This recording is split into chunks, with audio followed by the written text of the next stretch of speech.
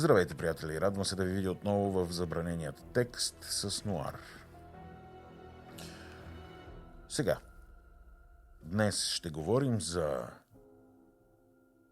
голямата заветна или старозаветна, ако искате, Вавилонска кула.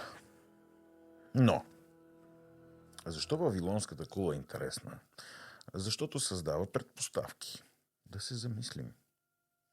Създава линия на разсъждение с предишна история, която също ще упомена днес. Но за какво говоря? Ще ви кажа веднага. Представете си ситуацията. Човеците са единни. В този момент те започват да се замислят. Защо не построим кула, която ще ни създаде име? Чак до небето толкова висока. Знаем, например, едни пирамиди днес носят имената и историята на Египет. Направили са ги безсмъртни. Та по същия начин тогавашните хора решили, че с тази кула искат да бъдат безсмъртни.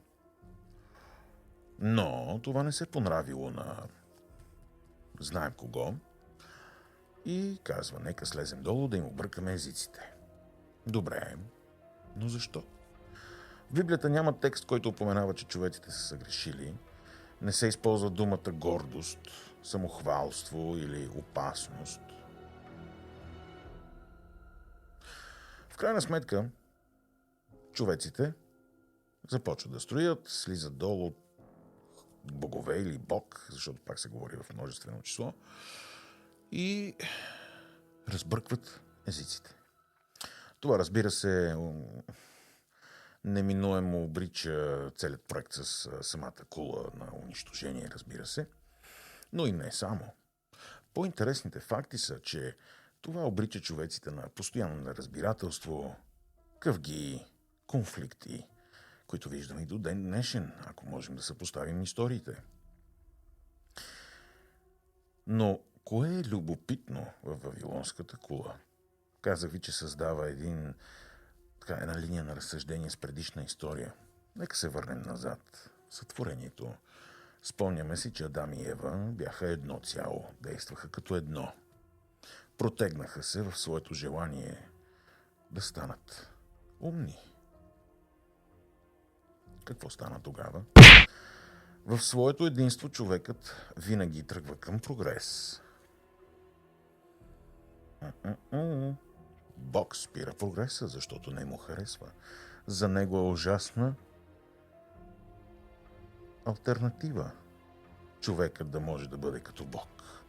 Това е и причината, поради която изгонва Адам и Ева от рая и сиреч да не вземат и от дървото на живота, че тогава, като станат безсмъртни, съвсем като богове ще станат.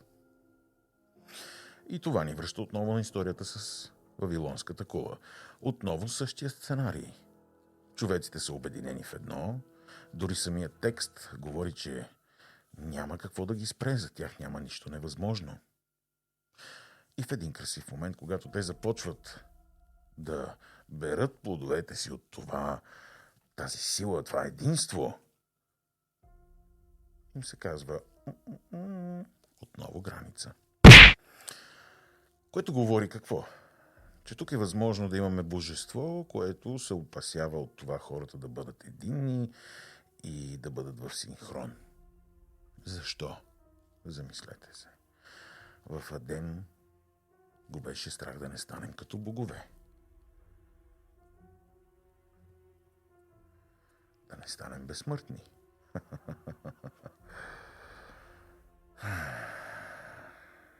Нима и в тази картинка го е страх да не станем богове от своето единство, да бъдем безсмъртни.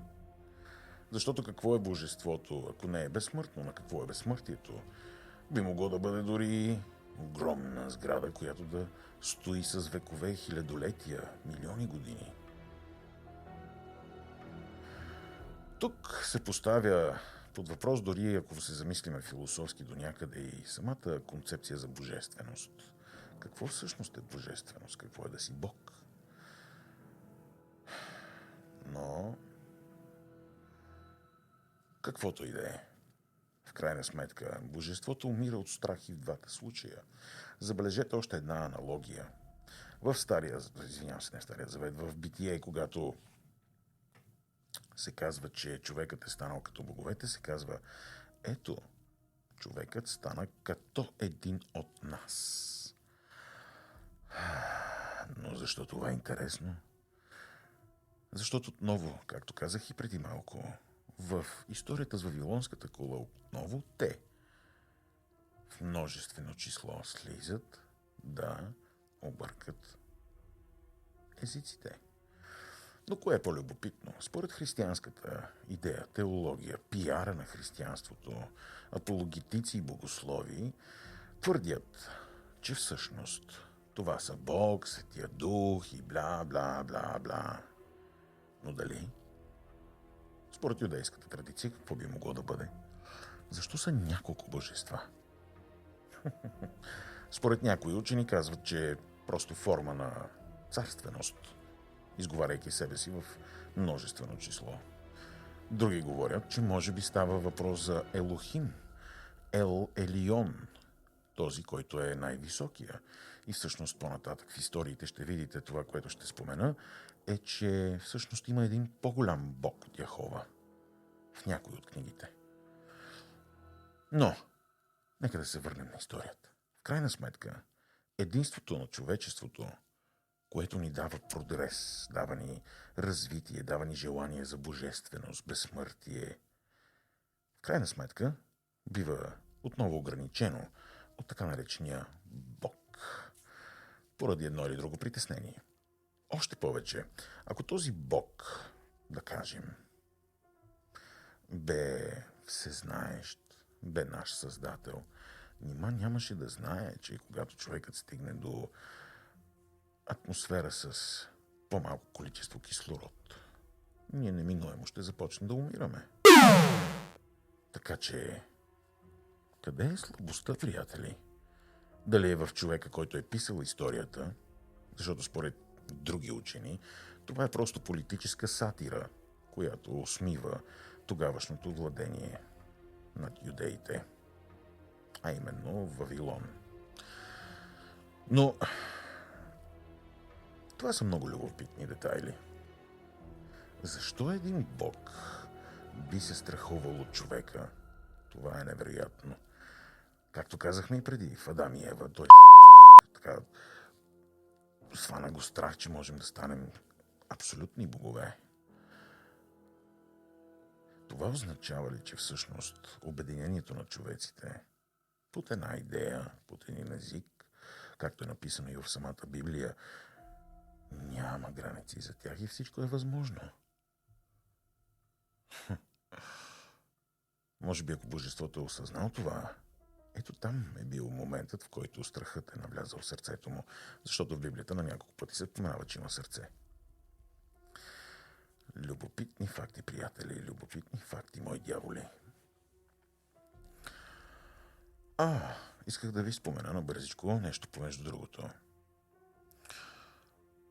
Имам страница вече в Уикипедия, което е прекрасно. Благодарение на всички вас и участията ми при Цанов и Star Reporters, което е невероятно, отново казвам. Може да намерите страницата, просто като влезете в Google и напишете Wikipedia Нуар или Сатанизъм Нуар. Дори когато напишете Сатанизъм Нуар в Google търсачката, изкуственият интелект ви обяснява всичко за Семуа, моята особа. Също така, ако искате да ме подкрепите, винаги може да го направите в TikTok, на битки или в Patreon, където също качвам тези подкасти. Аудиоподкастите също може да ги намерите и в Spotify. А ако не сте се абонирали до сега за слушател и наблюдател и зрител в YouTube, заповядайте. Сега е момента. Но пак казвам, приятели, единството в хората е ключът към това да уплашим всеки бог. И ако вие не го осъзнавате, то е време вече да го направите. Защото за къде сме иначе? Божеството не ни търпи да бъдем знаещи и искащи. Както и цялата им религия, в крайна сметка, е подредена по този начин. Не задавай въпроси, не искай, не питай. Грешно е. Добре, приятели, благодаря ви отново, че бяхме заедно и този път. Кратък епизод. Но в следващия ще говорим малко по-нашироко за кървавия бог, така се казва епизода. Кървавият бог Яхова. И защо е кървав? Защото е много кръвожаден. Но това ще го разберем в следващия епизод. Сега ви пожелавам, мои малки дяволи, Сатана да е с вас. Целувам ви.